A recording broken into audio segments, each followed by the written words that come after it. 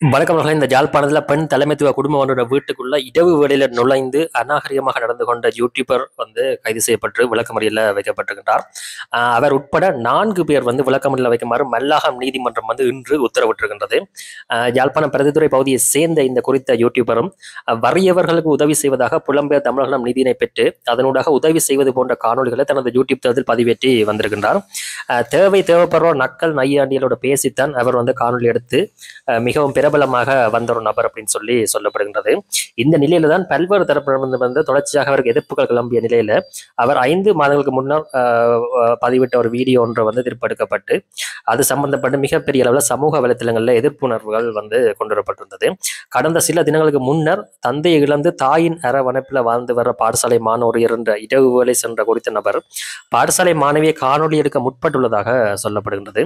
அதற்கு மாணவி மறுப்பு தெரிவிக்கத்தான் காணொலியில நாகரிகமற்ற வார்த்தைகளை நக்கலாக பயன்படுத்தியிருப்பதாகவும் குறித்த காணொலி சமூக வலைத்தளங்களை பரவியதை அடுத்து பல்வேறு தரப்பினரும் தமது கண்டனங்களை தெரிவித்து இவ்வாறான செயற்பாடுகளுக்கு எதிராக நடவடிக்கை எடுக்க வேண்டும் அப்படின்னு சொல்லி ஒரு குரலை எழுப்பியிருந்தார்கள். இந்த நிலையில தான் இவர் திருப்ப சமரசம் பேசுறது சென்ற சமயம் அயலவர்கள் போலீசாருக்கு அறிவித்த நிலையில அங்க போலீசார் 4 பேரை அவர் உட்பட 3 கைது செய்து விசாரணைகளை முன்னெடுத்திருந்தார்கள். அதுக்கு பிறகுதான் இன்றைய தினம் திங்கட்கிழமை மல்லாகம் நீதிமன்றம் இதுல முற்படுத்தியவரில் 4 விளக்கமறியலில் வைக்க உத்தரவிட்ட என்று குறித்த யூடியூபரோடு இணைந்து வீடுகளுக்குள் அத்துமுறை நுழைந்து காணொலி எடுப்போர் மற்றும் அவருக்கு உடந்தையாக செயற்பட்ட நபர்கள் குறித்தும் போலீஸ் விசாரணைகளை முன்னெடுத்து அவர்களையும் கைது செய்ய சொல்லி கைது செய்து நீதிமன்றத்தில் முன்னிலையாகுமாறு கட்டளையிடப்பட்டிருக்கின்றது.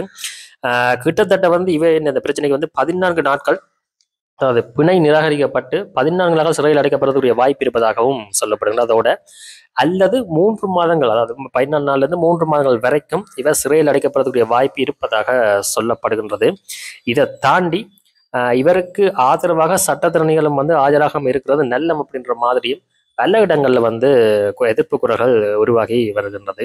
இதே போல இவர் சில அதாவது அனுமதி இல்லாம வீடுகளில் நுழைந்து வீடியோ எடுக்கிறதா இருக்கட்டும் சரி, தகாத வார்த்தைகள் பேசுறது, அத்துமீறுறது மற்றும் தனிப்பட்ட தகவல்களை அனுமதி இல்லாமல் பதிவு செய்யறது போன்ற செயல்கள் இலங்கையில தகவல் தொழில்நுட்ப சட்டங்கள் மற்றும் சைபர் குற்ற தடுப்பு சட்டங்கள் மற்றும் தண்டனை சட்டத்தின் கீழ் கொஞ்சம் தண்டனைக்குரிய குற்றங்கள் தான்.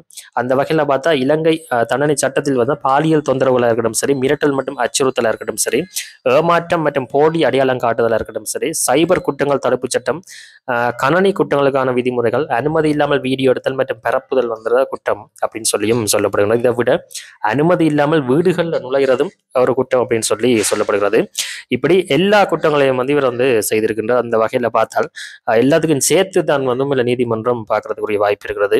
அதுபோல இவருடைய கேஸ் சில நேரங்களில் பாரதூரமான இவருக்கு ஒரு படிப்பினையாக அமையக்கூடிய வாய்ப்பு கூட இருக்கும். ஆனால் மற்ற பக்கமாக பார்த்தால் இவர் சில நேரங்களில் அரசியலுக்கு வர்றதுக்குரிய ஒரு கூட அதாவது அரசியலுக்கு வரதுக்குரிய ஒரு அடிக்கல்லா கூட அமைகிறதுக்கு இவருக்கு வாய்ப்பு இருக்குது. காரணம் இவற்ற சார்பு ஆதரவான அனுதாபிகளும் ஒரு குறிப்பிடத்தக்க ஆக்கள் வெளிநாடுகள் இருக்கணும் அப்படின்றதான் உண்மை. அப்படி பார்க்க அது அந்த பக்கத்தால அவருக்கு ஒரு பெரிய வளர்ச்சியை தான் கொடுக்கும் என்றும் சொல்லிக்கொள்ளலாம்.